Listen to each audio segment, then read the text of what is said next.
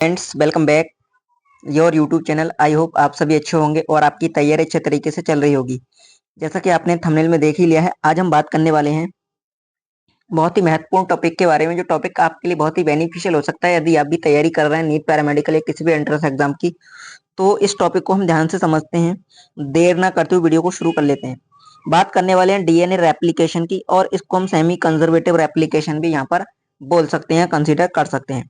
इसमें हम बात करें, वाटसन एवं क्रिक ने क्या किया था, इन्होंने प्रपोज किया था डबल हेलिक्स मॉडल डीएनए का, because they predict possible mode of DNA replication और सेमी कंजर्वेटिव।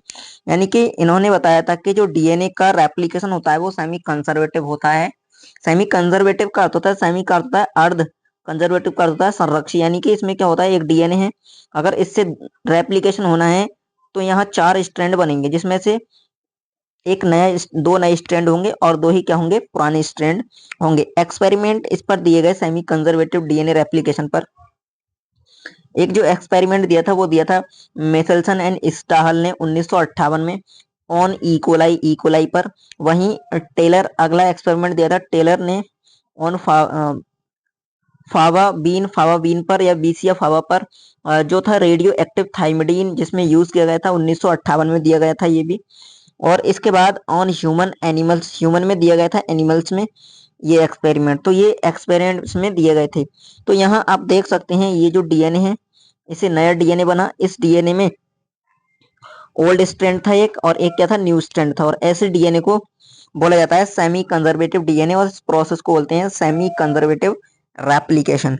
अब इसमें हम जो पहला एक्सपेरिमेंट है उसको देखेंगे, मेसेल्सन एंड स्टाहल एक्सपेरिमेंट। तो ये क्या था, एक्सपेरिमेंट ई कोलाई पर दिया गया था, इशेरिया कोलाई पर। ये एक बैक्टीरिया है, इसको ग्रो कराया गया था 2 प्रकार के नाइट्रोजन सोर्स वाले मीडियम में।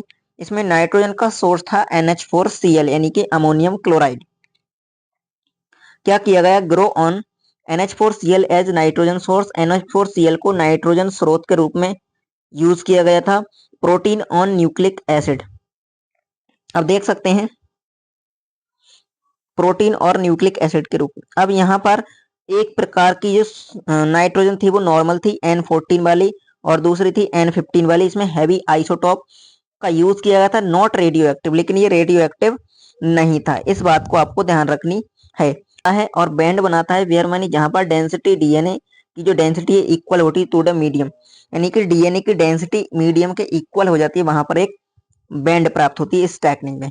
और यहाँ आप देख पाएंगे ये जो हैवी, ये पैलेट है, पैलेट का अर्थ होता है जो कि तलहटी पर बैठा है, जबकि जो ऊपर रहता है उसको सुपरिंटेंडेंट हम बोलते हैं। ये बात आपको इसमें ध्यान रखनी है। अब यहाँ हम देखेंगे, सबसे पहले हैवी डीएनए को यूज किया था, हैवी डीएनए को रेप्लिकेट कराया था। इसमें बोथ स्ट्रैंड में प्रेजेंट था N15 जो नाइट्रोजन था वो प्रेजेंट था दोनों ही स्ट्रैंड में।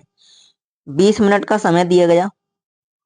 20 मिनट बाद क्या हुआ, रेप्लिकेट हुआ ये N14 सोर्स में, इसको ग्रो कराया गया N14 वाले सोर्स में। जब N14 वाले मीडियम में इसको ग्रो कराया गया तो 2 नए डीएनए बने, जिनमें से एक एक स्ट्रैंड पुराना था और एक एक स्ट्रैंड नया था फर्स्ट जनरेशन में। तो इसमें हमें देखने को मिला।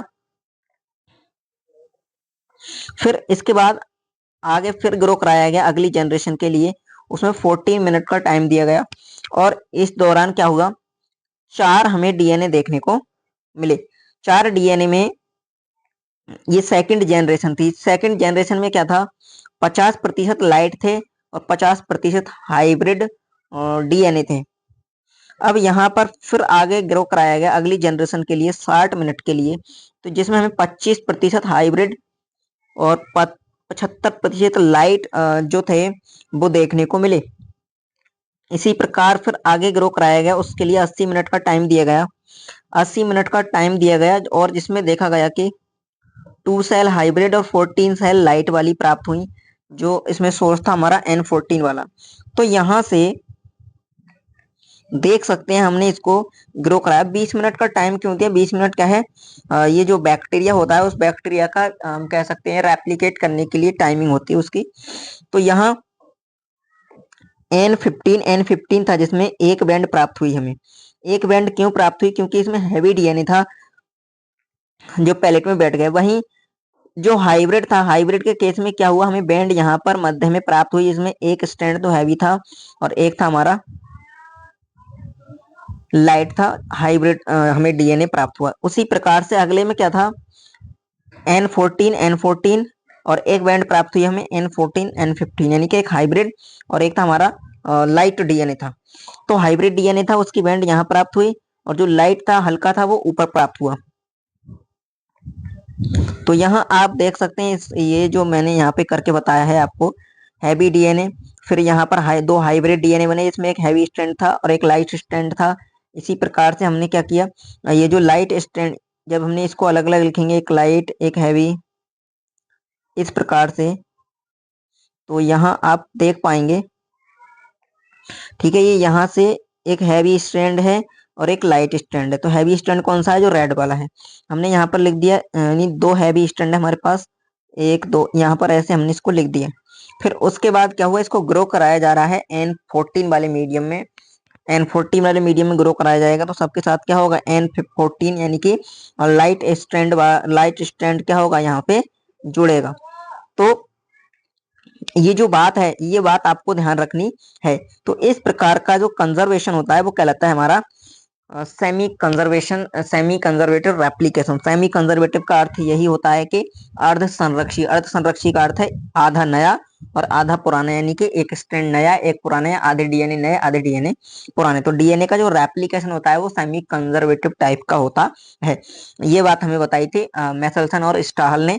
ये मैसेल्सन और स्टाहल का जो एक्सपेरिमेंट था बहुत ज्यादा हम कह सकते हैं कि मान्य हुआ इस एक्सपेरिमेंट। तो आज की वीडियो में ये जो बात हमने करी थी जिस टॉपिक की, बहुत ही महत्वपूर्ण टॉपिक है। तो मिलते हैं अगली वीडियो में, तब तक के लिए धन्यवाद। जय हिंद।